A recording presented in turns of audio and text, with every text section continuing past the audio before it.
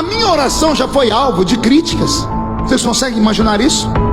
Porque quando eu orava no início, eu não orava pedindo anjos de fogo, eu pedia 8 serafins. Se pegar minhas mensagens antigas, vocês vão ver isso. Pastor, de onde o senhor tirou isso? Eu estava na África.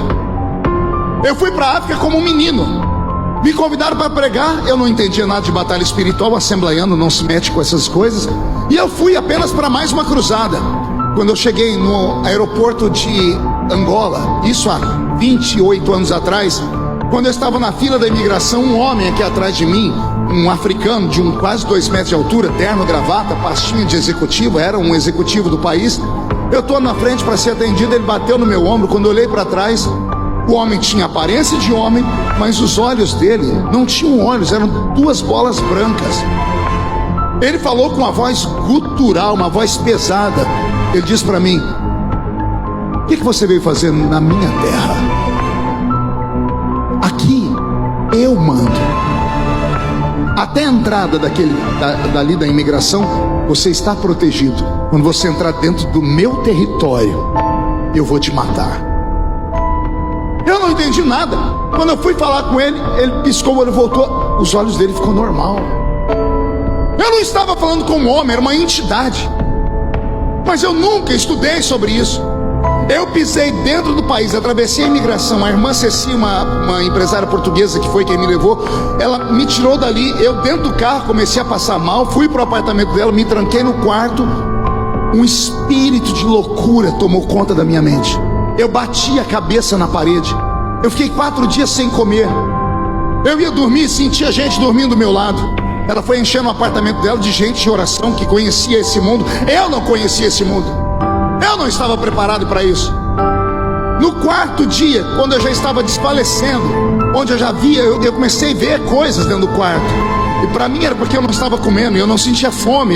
Depois do 3º dia de jejum, você perde a fome. Eu estava mais no outro mundo do que desse. Eu dobrei meu joelho e o Senhor falou comigo: faça esta oração. E o Senhor falou no meu ouvido: 8 serafins. O Senhor disse: olha os 4 cantos do quarto. Eu olhei e disse: peça para que eu coloque 2 em cada canto desse quarto. E quando eu falei: Senhor, mande 8 serafins, 2 naquele canto, 2 nesse, 2 nesse e 2 nesse. Quando eu terminei de fazer isso, explodiu algo dentro do quarto, um barulho que quase tremeu o apartamento. O quarto foi tomado por uma fumaça, mas era uma fumaça fedida. Depois eu descobri o tal do enxofre. Eu fiquei todo arrepiado, consegui levantar, botei a mão na maçaneta da porta. Quando eu abri, os irmãos estavam na porta olhando. Falei: o que foi que aconteceu? Eu disse: está cheio de fumaça. Uma irmã entrou orando em línguas e disse: o diabo foi embora, o Senhor te fortaleceu.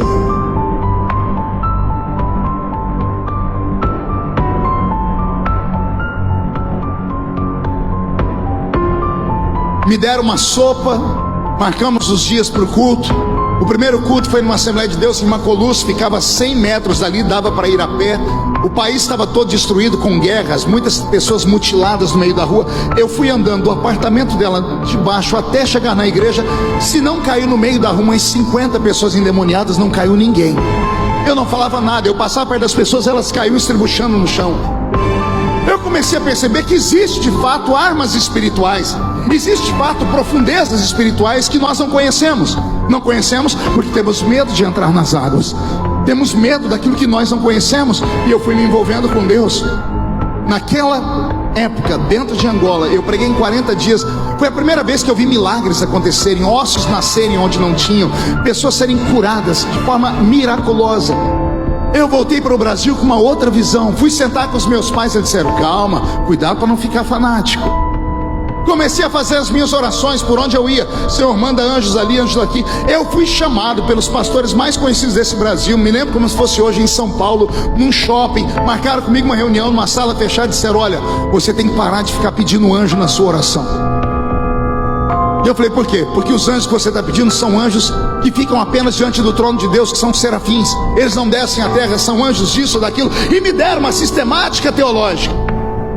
Aí eu falei: mas se eles ficam no céu, como é que eles queimaram os lábios de Isaías?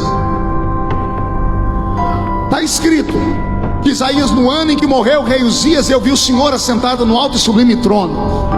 Os anjos voavam acima do trono de Deus. E eu disse: eis que estou perecendo porque os meus lábios são impuros. E o Senhor enviou um serafim que pegou com uma tenaz uma brasa de fogo do altar e queimou os meus lábios. Eu falei para eles: Isaías foi levado ao céu ou os anjos desceram onde ele estava? Aí engasgaram, não souberam falar. Não, o negócio é o seguinte: você para de falar isso, senão nós vamos começar a dizer nas revistas, nos jornais, que você é um herético. E eu fui falar com Deus, eu falei: Senhor, o que eu faço? O Senhor disse: vamos enganar eles. Continua orando, só não pede 8 anjos, só pede para eu mandar anjos de fogo. E por quê? Porque a palavra seraf significa aquele que arde em fogo.